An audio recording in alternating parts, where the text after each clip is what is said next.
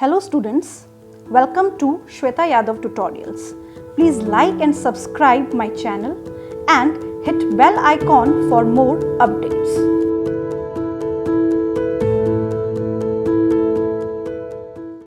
Last video में हमने different organisms के बारे में पढ़ा कि वो किस टाइप का एक्सक्रीटरी वेस्ट एलिमिनेट करते हैं. सो एमिनोटैलिक, यूरियोटैलिक एंड यूरिकोटैलिक ऑर्गेनिजम्स के बारे में हमने कंपैरेटिव स्टडी की. थोड़ा सा उसको रिवाइज करते हैं. एमिनोटैलिक ऑर्गेनिजम्स वो ऑर्गेनिजम्स हैं जो अमोनिया एक्सक्रीट करते हैं. यूरियोटैलिक यूरिया एक्सक्रीट करते हैं. यूरिकोटैलिक यूरिक एसिड एक्सक्रीट करते हैं. अमोनिया हाईली और मोस्ट टॉक्सिक है, लीस्ट टॉक्सिक यूरिक एसिड है. अमोनिया को एक्सक्रीट करने में ज़्यादा पानी की ज़रूरत पड़ती है. यूरिक एसिड को कम पानी की ज़रूरत पड़ती है. यूरिया को मॉडरेट, ना कम ना ज़्यादा. तो ये सारी चीज़ें बहुत इंपॉर्टेंट हैं. साथ में इनके एग्जाम्पल्स भी बहुत ज़्यादा इंपॉर्टेंट है कि कौन सा ऑर्गेनिज्म क्या एक्सक्रीट करता है. जैसे अगर हम बात करें एमिनोटैलिक, तो bony fishes, aquatic amphibians, aquatic insects, teleost and tadpoles ammonia excrete करते हैं. Birds, reptiles uric acid excrete करते हैं. मैमल्स यूरिया एक्सक्रीट करते हैं इन जनरल. नेक्स्ट हम बात करेंगे ऑस्मोरेगुलेशन की. What is osmoregulation? The regulation of solute movement, hence water movement. क्या मतलब है कहने का? सॉल्यूट मूवमेंट के साथ साथ जो वाटर का मूवमेंट है, that is called osmoregulation. So the regulation of solute movement and hence water movement which follows solute by osmosis. कहने का मतलब है जहां पे solute वहां पे वाटर का मूवमेंट भी होगा. तो इसी चीज में अगर हम बोलें तो there is a maintenance of the salt and the water balance, और इसी को ही इन जनरल हम क्या बोलते हैं? Osmoregulation. So, maintenance of salt water concentration, very important line. Salt water concentration को maintain करना कहलाता है ऑस्मोरेगुलेशन एक स्टडी स्टेट में. अब इसी के साथ एक टर्म आती है ऑस्मोलैरिटी. ऑस्मोलैरिटी को हम, वैसे तो केमिस्ट्री का ये टर्म है, बट जब हम बायोलॉजी के टर्म्स में पढ़ रहे हैं तो इसका हल्का सा एक ओवरव्यू लें तो हम क्या बोलेंगे? ऑस्मोलैरिटी क्या है? Ratio of solute and water. Water और सॉल्यूट का रेशो ऑस्मोलैरिटी कहलाता है. अब यहाँ पे एक टर्म हम पढ़ते हैं ऑस्मोरेगुलेशन. अब ऑस्मोरेगुलेशन के हिसाब से दो टाइप के ऑर्गेनिजम्स हम पढ़ते हैं, osmoconformers and osmoregulators. Osmoconformers, अगर एक हल्का सा इसको समझे तो हम क्या बोलेंगे? They adjust according to surrounding और external medium. ये एक्सटर्नल मीडियम के हिसाब से अपने आप को एडजस्ट कर लेते हैं, यानी कि अपने बॉडी फ्लूइड की ऑस्मोलैरिटी को बदल लेते हैं. ऑस्मोरेगुलेटर्स का मतलब है they maintain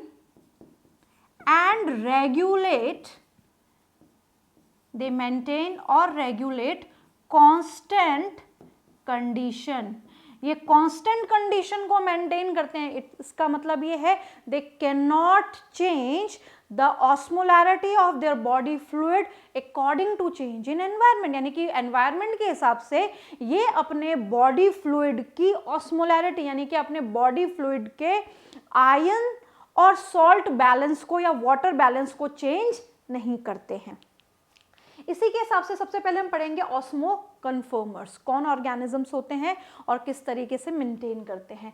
these animals can not actively control the osmotic condition of their body, यानी कि ये अपनी बॉडी की ऑस्मोटिक कंडीशन को कंट्रोल या मैनेज नहीं कर पाते. Instead of this they change और adapt osmolarity of the body fluid. मैंने आपको अभी भी बताया कि अपने बॉडी फ्लूइड की ऑस्मोलैरिटी को ये बदल लेते हैं जैसे जैसे एनवायरनमेंट बदलता है. सो they adapt or change the osmolarity of their body fluid according to the osmolarity of the surrounding medium. मान लीजिए ये कोई सराउंडिंग मीडियम है और इस सराउंडिंग मीडियम में ये ऑर्गेनिज्म है, तो जिस तरीके से सराउंडिंग मीडियम या एक्सटर्नल मीडियम की ऑस्मोलैरिटी होगी, ऑस्मोलैरिटी का मतलब है सॉल्यूट एंड वाटर, जितना भी बाहर होगा उसके हिसाब से इस ऑर्गेनिज्म की बॉडी की ऑस्मोलैरिटी बन जाएगी. एग्जाम्पल, ऑल मेराइन इनवर्टिब्रेट्स, जितने भी मेराइन इनवर्टिब्रेट्स हैं, मेराइन मतलब जो खारे पानी में रहते हैं, वो इनवर्टिब्रेट्स मेराइन इनवर्टिब्रेट्स कहलाते हैं. And some fresh water invertebrates, तो इसमें इनवर्टिब्रेट्स आएंगे और invertebrates marine, all marine invertebrates and few or some fresh water invertebrates are osmoconformers. Question आता है ये कि osmoconformers कौन होते हैं और उनका एग्जाम्पल क्या है. नेक्स्ट आते हैं ऑस्मोरेगुलेटर. जैसा कि हमने डिस्कस किया था, दे मेंटेन और रेगुलेट कांस्टेंट कंडीशन. इनकी बॉडी फ्लूइड की ऑस्मोलैरिटी बाहरी वातावरण से नहीं बदलती है. So regulate their body osmolarity to maintain constant internal condition, यानी कि ये अपनी बॉडी की ऑस्मोलैरिटी को मेंटेन करते हैं irrespective of the external medium. बाहर कुछ भी हो रहा हो, इन्हें अपना इंटरनल ऑस्मोलैरिटी मेंटेन करना होता है, रेगुलेट करना होता है. ऐसे ऑर्गेनिजम्स को हम बोलते हैं ऑस्मोरेगुलेटर्स. Osmoregulator animals must either eliminate excess water if they are in the hypotonic solution. Hypotonic solution में है, excess water को eliminate कर सकते हैं. अगर hypertonic solution में है तो extra water ले सकते हैं. मतलब जैसा भी condition होती है, ये अपना internal osmolarity maintain कर लेते हैं. Example, most vertebrate except hagfish. Hagfish के अलावा जितने भी वर्टिब्रेट्स हैं, सारे एग्जाम्पल्स हैं ऑस्मो रेगुलेटर्स का. अब यहाँ पे हम एग्जाम्पल लेते हैं कुछ ऑर्गेनिजम्स, बेसिकली हम फिशेस का एग्जाम्पल लेते हैं कि ये किस तरीके से रेगुलेशन करते हैं, ऑस्मो रेगुलेशन करती हैं. So here I take two fishes in different external medium. दो अलग अलग मछलियां हैं और दो अलग अलग एक्सटर्नल मीडियम है. Here the fresh water fish, that is bluegill, and the second condition is the salt water fish, that is striped sea perch. दो अलग अलग मछलियां हैं. एक में बाहर की जो ऑस्मोलैरिटी है वहां पे हमने लिया है फ्रेश वाटर और दूसरे में हमने लिया है मरीन वाटर. तो सबसे पहले हम कंडीशन देखते हैं फ्रेश वाटर फिश की. इस पर्टिकुलर फिश में अगर हम देखें तो एक्सटर्नल मीडियम जो है, यानी कि फ्रेश वाटर में है, तो फ्रेश वाटर में जो सॉल्यूट या सॉल्ट है वो 0%, यानी कि यहाँ पे ऑस्मोलैरिटी 0% है, बहुत ही कम है, ऑस्मोलैरिटी कम है. बट इसके बॉडी के अंदर जो ऑस्मोलैरिटी है वो 14% है. बाहर कम है, अंदर ज़्यादा है, बट इसको बाहर के एनवायरनमेंट से अपनी बॉडी ऑस्मोलैरिटी को बदलना नहीं है. अब यहाँ पे क्या होता है कि यहाँ पे दे गेन वाटर, यहाँ पे वाटर अंदर आता है, ये पानी अंदर आ गया, आयंस अंदर ज़्यादा है, सॉल्यूट अंदर ज़्यादा है, तो सॉल्यूट बाहर जाएगा. पानी का अंदर आना, सॉल्यूट का बाहर जाना किससे होगा? ये होगा ऑस्मोसिस से. वाटर अंदर आएगा ऑस्मोसिस से और सॉल्यूट बाहर जाएंगे डिफ्यूजन से, सिंपल डिफ्यूजन से. इस पे इसका कोई भी कंट्रोल नहीं है, ये पैसिवली ट्रांसपोर्ट हो रहा है. वाटर भी पैसिवली ट्रांसपोर्ट हो रहा है और आयंस भी पैसिवली ट्रांसपोर्ट हो रहे हैं, कोई भी ऐसा कंट्रोल नहीं है. अब यहाँ पे क्या होगा कि यहाँ पे जब पानी अंदर आ रहा है तो इनकी बॉडी में वाटर ज़्यादा है, तो इनको एक्स्ट्रा पानी पीने की ज़रूरत नहीं है. अब जब वाटर अंदर ज़्यादा है तो जो यूरिन प्रोड्यूस होगा उस यूरिन में पानी की मात्रा ज़्यादा होगी, तो किस टाइप का यूरिन बनेगा? डाइल्यूटेड यूरिन, या इसको हम क्या बोलेंगे? Hypotonic urine. Hypotonic urine. अब यहाँ पे एक प्रॉब्लम ये फेस करेंगी कि इनकी बॉडी के जो आयंस थे वो बाहर चले गए, बदले में पानी तो आ गया बट आयंस तो बाहर चले गए। उस आयन को इसको रिटेन करना है, मेंटेन करना है, क्योंकि इनको अपनी बॉडी फ्लूइड की ऑस्मोलैरिटी को मेंटेन करना है। तो ये क्या करेंगी, इनकी जो गिल सरफेस पे क्लोराइड सेल्स होती हैं ये आयंस गेन करेंगी एक्टिवली। तो यहाँ पे ये जो गिल सरफेस है they have chloride cells and these chloride cells gain ions actively. They gain ions actively, यानी कि यहाँ पे होगा एक्टिव ट्रांसपोर्ट, और एक्टिव ट्रांसपोर्ट से जब आयंस अंदर जाएंगे तो पानी के हिसाब से बॉडी फ्लूइड की ऑस्मोलैरिटी मेंटेन हो जाएगी। नेक्स्ट कंडीशन हम बात करेंगे सॉल्ट वाटर फिश, जो मछलियाँ सॉल्ट वाटर में है, मेराइन वाटर में है, उसके साथ क्या होगा। तो यहाँ पे एक्सटर्नल मीडियम की जो ऑस्मोलैरिटी है, जो सैलिनिटी है दैट इज 35%, बट यहाँ पे जो बॉडी ऑस्मोलैरिटी है, जो सैलिनिटी दैट इज 14%। अब यहाँ पे क्या होगा, यहाँ पे वाटर बाहर जाएगा ऑस्मोसिस से, और जो आयंस हैं, जो सॉल्यूट है वो अंदर आएंगे। तो यहाँ पे आयंस अंदर आ रहे हैं, पानी बाहर जा रहा है। ये प्रोसेस कैसे हो रहा है, सिंपल डिफ्यूजन से हो रहा है, पैसिवली हो रहा है। इस ऑर्गेनिज्म का इस पे कोई कंट्रोल नहीं है। तो नॉर्मली आयंस बिना किसी एनर्जी के या वाटर ऑस्मोसिस से एक्सचेंज हो रहा है बॉडी सरफेस के थ्रू, यानी कि सेल्स के थ्रू। अब यहाँ पे क्या होगा, यहाँ पे पानी बाहर निकलने से बॉडी में वाटर कम है। अब जब बॉडी में वाटर कम है so they have to drink sea water, इनको नमक का पानी पीना पड़ेगा। और जब ये एक्सक्रीट करेंगे, यानी कि जब ये यूरिन प्रोड्यूस करेंगी तो उस यूरिन में पानी की मात्रा कम होगी, क्योंकि इनकी बॉडी में ऑलरेडी वाटर कंटेंट कम है। सो यहाँ पे जो यूरिन प्रोड्यूस होगा, दिस यूरिन इज कॉन्सेंट्रेटेड और salty urine, and this kind of urine is hypertonic urine. Hypertonic urine they excrete, ये हाइपरटोनिक यूरिन एक्सक्रीट करेंगी। अब यहाँ पे इस कंडीशन में क्या होगा कि जो आयंस अंदर आए थे वो पानी के हिसाब से एज पर द रेशियो और एज पर द ऑस्मोलैरिटी ज़्यादा है, तो ये एक्सेस आयन को अपने पास नहीं रखेंगी। तो यहाँ पे भी जो गिल सरफेस की सेल्स हैं, क्लोराइड सेल्स हैं, दे एक्सक्रीट और दे रिमूव एक्सेस आयंस। ये एक्सेस आयंस को एक्टिवली बाहर निकाल देंगी और बॉडी की ऑस्मोलैरिटी एक्सटर्नल टेम्परेचर, या एक्सटर्नल टेम्परेचर नहीं बोल सकते हम, एक्सटर्नल मीडियम के हिसाब से यहाँ पे नहीं बदलेगी और इंटरनली रेगुलेटेड रहेगी।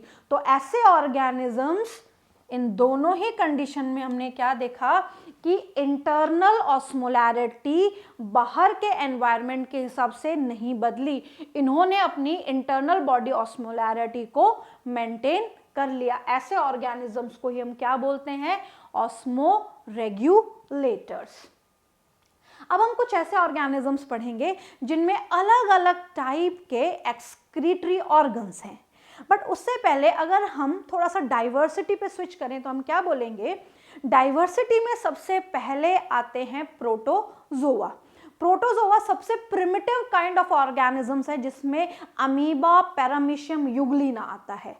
अमीबा, पैरामीशियम यूग्लिना या प्रोटोजोन्स अपने जर्नल बॉडी सरफेस से या बॉडी सरफेस से या प्लाज्मा मेम्ब्रेन की सहायता से डिफ्यूजन की मदद से एक्सक्रीटरी वेस्ट को एलिमिनेट कर देते हैं। पानी में रहते हैं तो पानी की सहायता से आराम से जो भी एक्सक्रीटरी या नाइट्रोजनस वेस्ट है वो एलिमिनेट हो जाता है। उसके बाद आते हैं पॉरीफेरा। पॉरीफेरा में आती है स्पॉन्जेस। स्पॉन्जेस भी ऐसा ही करती हैं, डिफ्यूजन से जर्नल बॉडी सरफेस की सहायता से एक्सक्रीटरी वेस्ट एलिमिनेट कर देती हैं। उसके बाद आते हैं सीलियंट्रेट्स। सीलियंट्रेट्स में आते हैं हाइड्रा, एक्सेट्रा। अब हाइड्रा जो है या सीलियंट्रेट्स जो हैं, इनके पास भी कोई स्पेशलाइज्ड ऑर्गन नहीं है, क्योंकि इनका खुद का बॉडी ऑर्गेनाइजेशन टिश्यू ग्रेड है। तो यहाँ पे कोई ऑर्गन ना होने की वजह से यहाँ पे जो एक्सक्रीटरी वेस्ट का रिमूवल होता है वो जर्नल बॉडी सरफेस से होता है। और उसके बाद आते हैं फ्लैट वर्म्स, जिनको हम बोलते हैं प्लेटीहेल्मिन्थीज। प्लेटीहेल्मिन्थीज प्लेटीहेल्मिन्थीज के पास सबसे पहले एक्सक्रीटरी ऑर्गन मिलता है, यानी कि यहाँ पे सबसे पहले हमें क्या देखने को मिलता है, प्रोटोनेफ्रीडिया। प्रोटोनेफ्रीडिया में क्या मौजूद है, फ्लेम सेल्स, और ये फ्लेम सेल्स की हेल्प से दे एलिमिनेट देयर नाइट्रोजनस और एक्सक्रीटरी वेस्ट। तो क्वेश्चन कैसे आता है कि what is the name of, or what is the name of the excretory organ present in flatworms, और flame cells present in protonephridia किसमें होता है। तो ये क्वेश्चन कैसे भी आ सकते हैं। तो ये सारी चीजें आपको पता होनी चाहिए कि प्रोटोनेफ्रीडिया प्लेटीहेल्मिन्थीज में होता है। प्लेटीहेल्मिन्थीज क्या है, फ्लैट वर्म्स है, जिसमें प्लेनेरिया जैसे ऑर्गेनिजम्स आते हैं। ये प्लेनेरिया बना हुआ है, इनमें ये प्रोटोनेफ्रीडिया है। प्रोटोनेफ्रीडिया को जब हम सेक्शन में देखते हैं तो हमें ऐसा दिखता है, और इसमें फ्लेम सेल हमें इस तरीके की दिखाई देती हैं।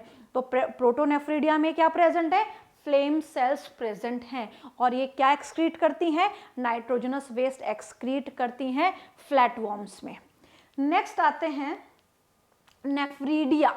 नेफ्रीडिया प्रेजेंट होते हैं अर्थवर्म्स एंड अदर एनालिड्स। एक और इंपॉर्टेंट चीज, जब हम प्रोटोनेफ्रीडिया के बारे में पढ़ते हैं तो प्लेनेरिया के साथ साथ ये रूटिफर्स में भी प्रेजेंट है, इसके साथ साथ कुछ एनालिडा में भी प्रेजेंट है, एंड सिफेलोकॉर्डेटा, एम्फिऑक्सिस। जब हम बढ़ते हैं प्रोटोकॉर्डेटा से आगे के साथ तो वहां पे हम पढ़ेंगे सिफेलोकॉर्डेटा। सिफेलोकॉर्डेटा भी हम पढ़ते हैं। एम्फिऑक्सिस एग्जाम्पल है सिफेलोकॉर्डेट का, यहाँ पे भी protonephridia with flame cells present है।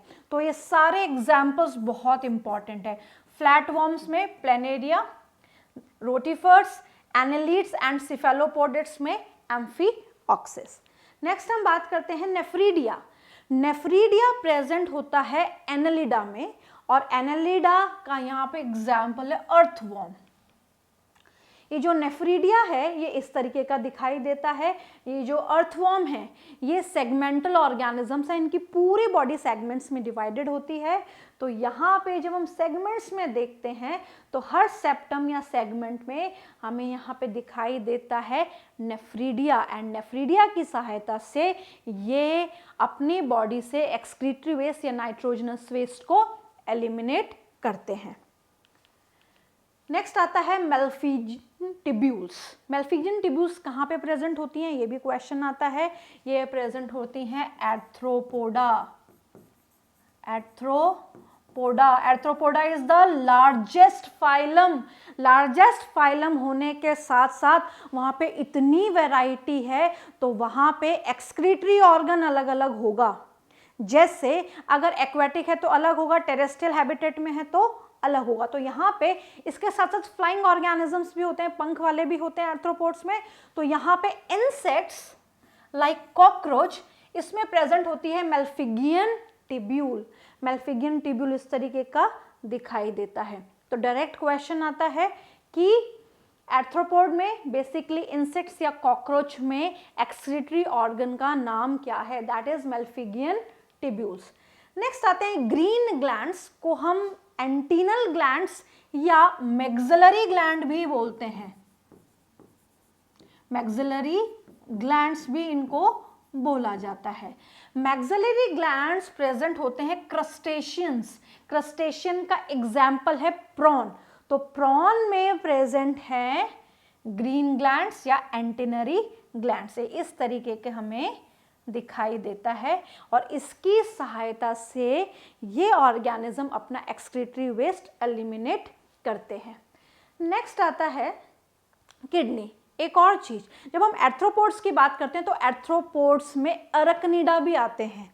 एरेक्निडा स्पाइडर लाइक ऑर्गेनिजम्स हैं, तो स्पाइडर लाइक ऑर्गेनिज्म में प्रेजेंट होते हैं कॉक्सल ग्लैंड्स, ये भी आर्थ्रोपोड्स में आते हैं। तो आर्थ्रोपोड्स में 3 हो गए, एक हुआ मेल्फिगियन टिब्यूल, दूसरा ग्रीन ग्लैंड्स और antennary glands, and the third one is the coxal glands. क्योंकि बहुत बड़ी रेंज है तो एक्सक्रीटरी ऑर्गन्स भी बहुत सारे हैं। Last but not the least, kidney. Kidney किस किस में प्रेजेंट होती है? All chordates have kidney to remove nitrogenous waste और हार्मफुल मेटाबॉलिक वेस्ट। तो यहाँ पे किडनीज के बारे में जब हम पढ़ेंगे तो हम यहाँ पे डिटेलिंग केवल ह्यूमन बींग्स की करते हैं, क्योंकि हम ह्यूमन फिजियोलॉजी पढ़ रहे हैं। तो अभी तक हमने इस चैप्टर के की पॉइंट्स पढ़े हैं कि किस टाइप के ऑर्गेनिज्म किस टाइप का वेस्ट एलिमिनेट करते हैं और एक्सक्रीटरी ऑर्गन कौन कौन से हैं। नेक्स्ट वीडियो में हम स्टार्ट करेंगे ह्यूमन एक्सक्रीटरी सिस्टम से।